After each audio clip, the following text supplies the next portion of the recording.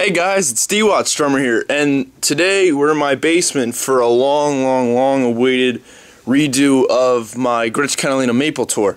So, check it out. Look at that beauty. A lot has happened since the last kit tour that I gave you guys, which was pretty poor, I might add. So, I'm definitely gonna redo it and give you guys some justice.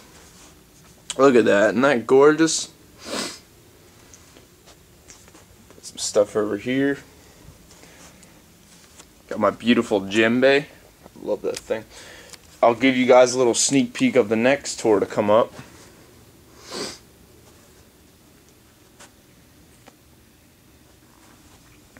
Alright, so first off, I play Gretsch Catalina maple drums at the moment, and I originally got the basic pack. I got the 22 by 18 kick. I then got the 10-inch tom by 8, the 12 by 10 I believe, which is over there, and the 14 by 14 floor tom and the 16 by 16 floor tom. But then as you all can see, my setup is highly inspired by Chad's League of Breaking Benjamin. So I had to get the A-tom and try out the backwards thing that he does, and I love it. I love the tonal quality that they project. Very nice accents. Very fun to work with. And then, yes, I did steal the 13 snare idea as well. Bring it over here. That is the Mapex Blaster snare. I did a review on that, which was kind of shitty. I might redo that one as well. And then over here, we have the Pearl M80 10 by 4 snare. Oh, and the blaster was 13 by 7. So, let's see. Let's start off with heads. Alright. So first off, for my side snare, I use the Remo Ambassador white head. Beautiful. And then I just use the Pearl generic on the bottom. For the snare, I've been using the black Suede Emperor. Freaking love that sound. It's freaking amazing. And then on the bottom, I just have a Remo Ambassador. And same goes for the toms. Black Suede Emperor coated on top, Remo Ambassador on bottom. Same with the floor toms. And I think they produce a really beautiful sound. And the kick, I've been using the Powersonic 22, and I really love it. I even have the little weight thing on there because it gives it a bit more depth to it when you hit it. And then on the outside, we have a Remo Black Ebony Ambassador bass drum resident head, and I really like it. I had to replace the Gretsch one because I had it for like 3.5 years and it finally cracked. Go figure. And you see what we have down here, guys, is called a kick port. My teacher got sponsored by these guys, and what it is you insert a hole. You see there's this little stencil here all around there. What you do is you cut it out while it's on the drum. I can't stress that enough, guys, because if you do not do that while it's actually in the drum, what'll happen is it'll basically screw up the whole thing, and it'll cut it so much easier. It'll start to tear so much easier. I don't know why. I think it's because of the tightness. Like, it has to be that certain tightness when you do it. So they originally in the video they tell you that you have to stick your hand in and then you move the plastic around it till it suffocates itself in there, but I don't like that at all. I actually did a smarter idea. What I did was I took out the batter head. That's the one you use with the kick pedal, and I took that out, and then I just reached my arm in there and easily just flopped the thing in there. I don't really know the terminology. Flipped it, I guess. So it really sounds great. It's literally like I mic'd my kit, but there is no mic in there, and it sounds phenomenal in a live setting. Alright, so next, let's see, where do we want to go? Okay, over here, we have the LPNY Cowbell. I got this for like 20 bucks or something. It was a cheap deal Guitar Center was having. I really like it for little Latin grooves, very fun to work with. And then over here we have my original side snare, the LP Micro Snare. Amazing sound, 6-inch drum with no bass at the bottom.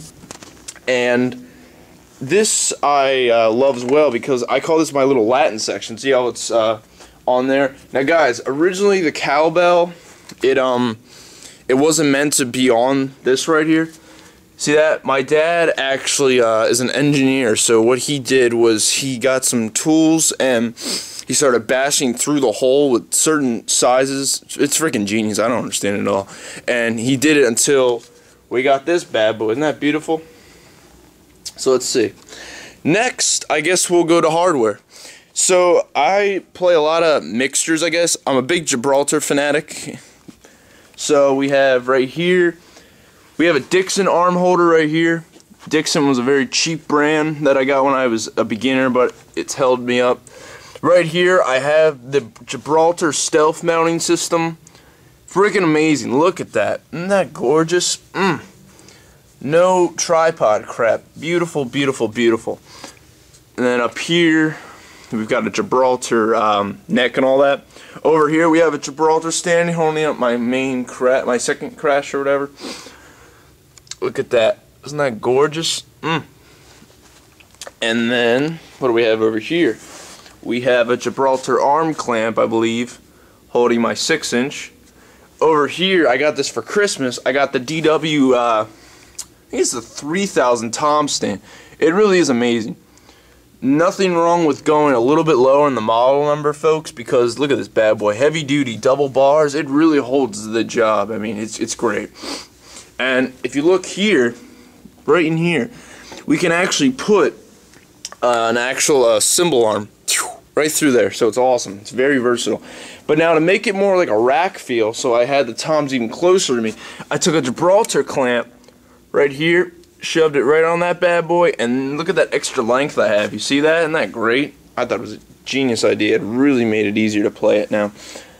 Then we got over here. I got this for 30 bucks at Guitar Center. It's a Pearl Unilux system, and this thing is amazing. It's used, but look at this. It's absolutely incredible. It's so big, but it does the job. It's so heavy duty. This thing is not going anywhere. Look at that.